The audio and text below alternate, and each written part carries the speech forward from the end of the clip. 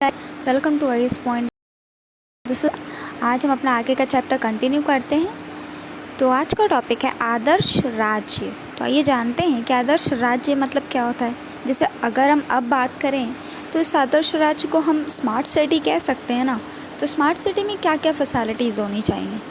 First of all light की supply अच्छी होनी चाहिए, ड्रेनेज सिस्टम काफ़ी अच्छा होना चाहिए, सब लोग एम्प्लॉयड होने चाहिए, यंगस्टर्स मोस्टली, एजुकेशन बहुत अच्छी होनी चाहिए, विमेन सिक्योरिटी बहुत अच्छी होनी चाहिए, पुलिस और सिक्योरिटी सर्विसेज जो हैं वो अच्छी होनी चाहिए। तो बिल्कुल उसी तरीके से आदर्श राज्य जो उस टाइम का था उसमें क्या क्या होना चाहिए था। तो आइए जानते हैं। सुलह ए कुल एकीकरण का एक स्रोत मुगल इतिवृत्त साम्राज्य को हिंदुओं, जैनों, जरतुशनियों और मुसलमानों जैसे अनेक भिन्न नृजातीय और धार्मिक समुदायों में विभाजित किया गया था। सभी तरह की शांति और स्थायित्व के स्रोत में बादशाह सभी धार्मिक और नृजातीय समूहों से ऊपर होता था। जैसे कि राजा सबसे ऊपर होता है, इस टाइम पे भी बादशाह सबसे ऊपर होता था। सभी जातियों में उसका सबसे ऊपर का स्थान होता था। सामाजिक अनुबंध के रूप में न्यायपूर्ण प्रभुसत्ता। अबुल फजल ने प्रभुसत्ता को एक सामाजिक अनुबंध के रूप में परिभाषित किया है। वह कहते हैं कि बादशाह अपनी प्रजा के 4 सत्वों की रक्षा करता है। कौन कौन से 4 सत्व होते हैं वो? पहला जीवन यानी कि जन, दूसरा धन यानी कि माल, तीसरा सम्मान यानी कि नामस, और चौथा विश्वास यानी कि दीन। और इसके बदले में वह आज्ञा पालन तथा संसाधनों में हिस्से की मांग करता है। केवल न्यायपूर्ण संप्रभु ही शक्ति और दैवीय मार्गदर्शन के साथ इस अनुबंध का सम्मान कर पाए। जैसे जो राजा बहुत ही न्यायपूर्ण हो वो ही तो इन सब चीज़ों की रक्षा कर सकता है ना। या तो वो जीवन की रक्षा करेगा तो सम्मान की रक्षा नहीं कर सकता, या तो सम्मान की रक्षा करेगा तो कुछ और चीज़ें रह जाएंगी।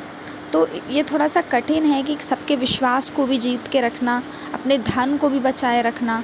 अगर आप हमारे देश में देखेंगे तो इन चारों में से कौन कौन सी चीज़ें हैं अभी? जीवन तो ठीक है, बचाने की पूरी कोशिश की जा रही है। धन की हमें बहुत दिक्कत है क्योंकि हमारी इकोनॉमी काफ़ी ज़्यादा अफेक्टेड है। ठीक है।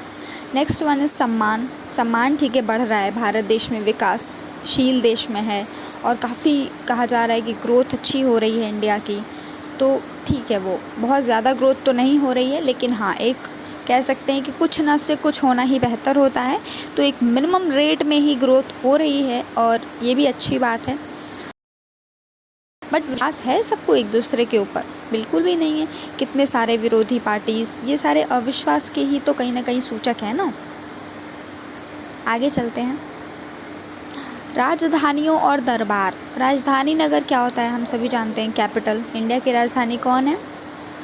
तो मुगल साम्राज्य का हृदय स्थल उसका राजधानी नगर था, जहां दरबार लगता था। 16वीं और 17वीं शताब्दी के दौरान मुगलों की राजधानियां बड़ी तेज़ी से स्थानांतरित होने लगीं।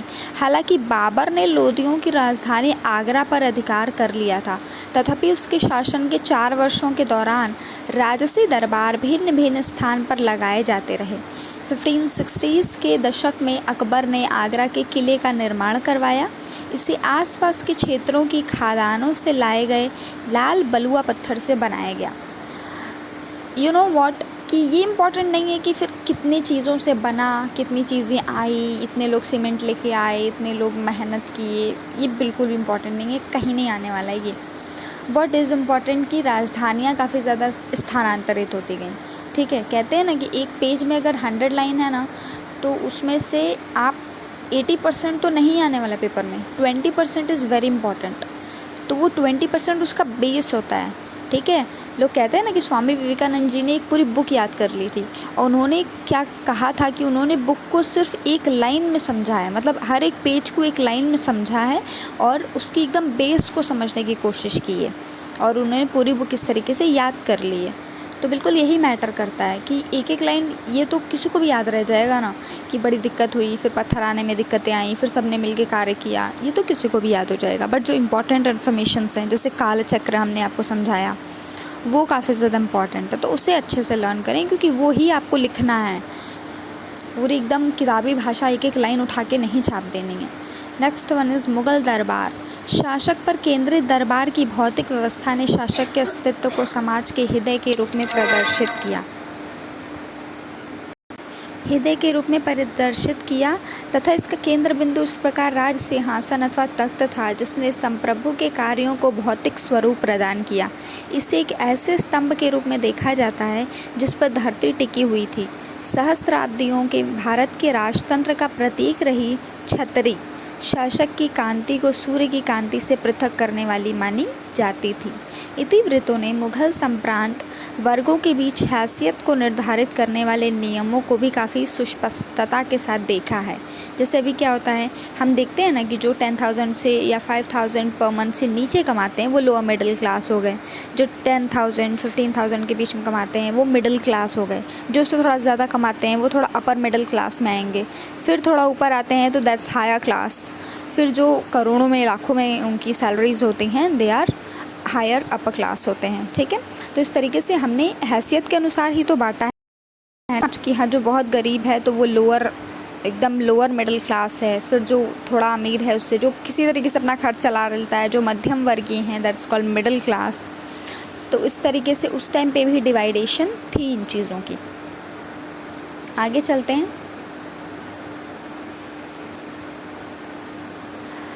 पदवियाँ, उपहार और भेंट। राज्याभिषेक के समय अथवा किसी शत्रु पर विजय के बाद मुगल बादशाह विशाल पदवियाँ ग्रहण करते थे। पदवियाँ घोषकों द्वारा जब इन गुंजायमान और लयबद्ध पदवियों की घोषणा की जाती थी तो इस सभा में विस्मय का माहौल बना देती थी। योग्य व्यक्तियों को पदवियाँ देना मुगल राजतंत्र का एक महत्वपूर्ण पक्ष था। दरबारी पदानुक्रम में किसी व्यक्ति की उन्नति को उसके द्वारा धारण की जाने वाली पदवियों से ही जाना जाता था। जैसे अब क्या होता है, आप देखें शोल्डर्स पे स्टार लगे होते हैं, ठीक है, तो वो बहुत अच्छा कार्य करते हैं तो स्टार्स लगते हैं और स्टार्स उनके इंक्रीज़ भी होते जाते हैं। तो बिल्कुल उसी तरीके से पदवियाँ होती थी। जब राजा बहुत अच्छे कार्य करते थे या उन्होंने कई राज्य जीत लिए तो लोग उनके कह सकते हैं कि वाहवाही में और अपने राज्य को प्रसिद्ध करने के लिए, जैसे आपने क्या देखा होगा जब भी चुनाव आते हैं तो काफ़ी सारा वो आता है ना, एक वीडियो आती है टीवी पे 2 मिनट की जिसमें बताया जाता है कि इन्होंने एक कार्य किया, अब फिर से यही सरकार बनाएंगे, ऐसा गाना वाना करके काफ़ी ज़्यादा आता है। आपने देखा होगा केजरीवाल जी का भी आया था पिछले साल, मैंने वो देखा था। दिल्ली में एजुकेशन ये हुआ है, फिर वो सब कुछ आपको बताएंगे कि उन्होंने क्या क्या कार्य किया, वो पूरा एक वीडियो में 1 मिनट की कवरेज होती है टोटल। तो बिल्कुल उसी तरीके से होता था, बट उस टाइम पे वीडियो का माध्यम नहीं था तो ऑब्वियसली बोल के, काव्यों से या फिर लिखित रूप में ही किया जाता था, या कोई स्तंभ बनवाए जाते थे जिस पर लिखवाया जाता था और वो इतिहास के रूप में संरक्षित भी रहता है। अगर कभी क्या कहते हैं कि वो राज्य जो है वो विनाश हो गया किसी कारणवश तो वो पत्थर रह जाते हैं, तो उनसे हमें कुछ क्लूज़ तो मिल ही सकते हैं, हाँ, लेकिन हमें उनकी भाषाएँ नहीं समझ आती हैं। आगे हम कल इसके आगे से कंटिन्यू करेंगे। Thank you so much for watching. If like the video like कर दीजिएगा, शेयर कर दीजिएगा एंड चैनल को सब्सक्राइब कर दीजिएगा। कोई भी क्यूरी या क्वेश्चन हो तो आप कमेंट सेक्शन में पूछ सकते हैं। Thank you.